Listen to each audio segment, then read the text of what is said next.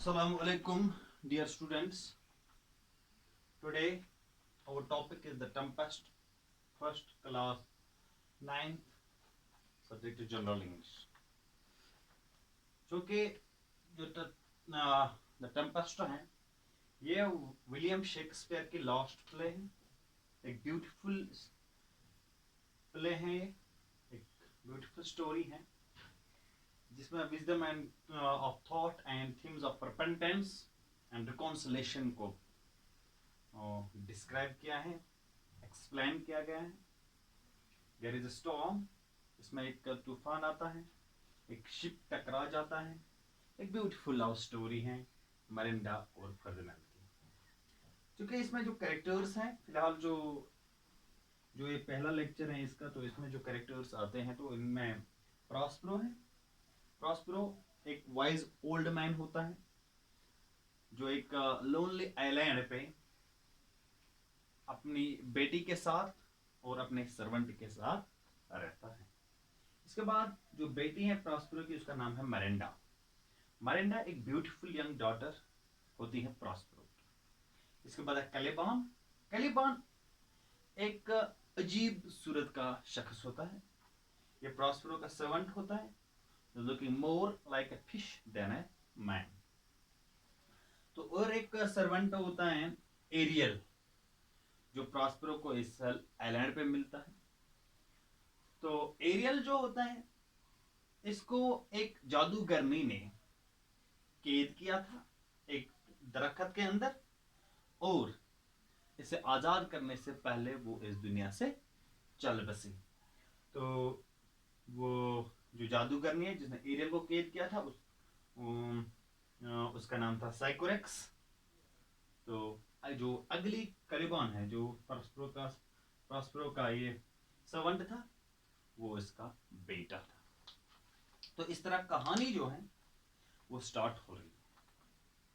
तो एक lonely island पे 3 लोग रहते थे, जिसमें प्रॉस्परो आता है, मरिंडा और कैलिबान. जो कि ये जब इस आइलैंड पे आए थे, उस वक्त मरिंडा जो थी वो एक छोटी नन्ही बेबी थी. उसको याद ही नहीं था अपने फादर के सिवा किसी और इंसान की शक्ल, यानी कि इंसान की शक्ल कैसी होती है तो उसको मालूम नहीं था. वो सिर्फ अपने फादर को जानती थी. तो दूसरा था इनके पास कैलिबान, लेकिन ही was very ugly, he was looking more like a fish than a man. तो प्रॉस्परो को एक दूसरा सर्वेंट मिला उस आइलैंड पे, तो जो कि वो स्पिरिट था, रूहान थी, जान थी.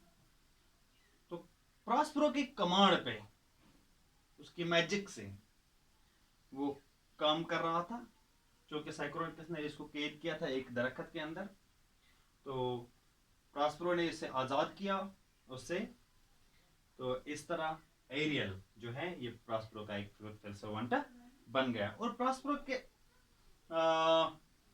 के कमांड से एरियल इन्हें समंदर में तूफान बर्पा कर सकता था, हवा में थंडर, तो ये चीजें ये कर सकता था, लेकिन प्रॉस्परो की कमांड से. एक दफा क्या हुआ कि अचानक दरिया में, समंदर के अंदर तूफान बर्पा हो गया. तो प्रॉस्परो की जो बेटी है, उसने बाहर देखा तो उसने एक खूबसूरत जहाज को इस तूफान के बीचों बीच कश्मकश में देखा.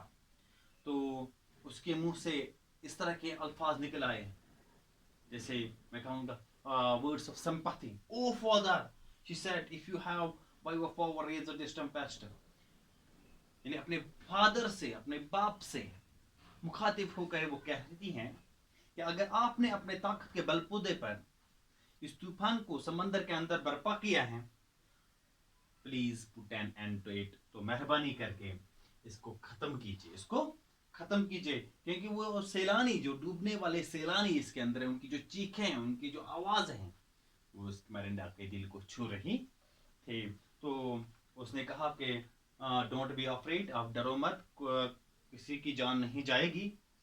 तो कोई भी मरेगा नहीं, किसी की जान खत्म नहीं हो जाएगी. तो ये जो स्टॉर्म है, ये मैंने आपके लिए बर्पा किया है. I have done it for you. My beloved daughter, ये प्रॉस्पेरो के वर्ड्स हैं। Do not know who you are, क्योंकि आपको मालूम नहीं है कि आप कौन हो। आप कौन हो। तो ये जो है, ये जो कहानी है इस तरह से आगे बढ़ रही है। तो आगे जो है मैं बताऊंगा आपको कि किन हालात की वजूहात पर प्रॉस्पेरो, इसकी डॉटर और कैलिबान को इस लोनली आइलैंड पे जिंदगी गुजारनी पड़ी। यानी किस तरह वो 12 साल पहले वो इस आइलैंड पे पहुंचे थे। ठीक, तो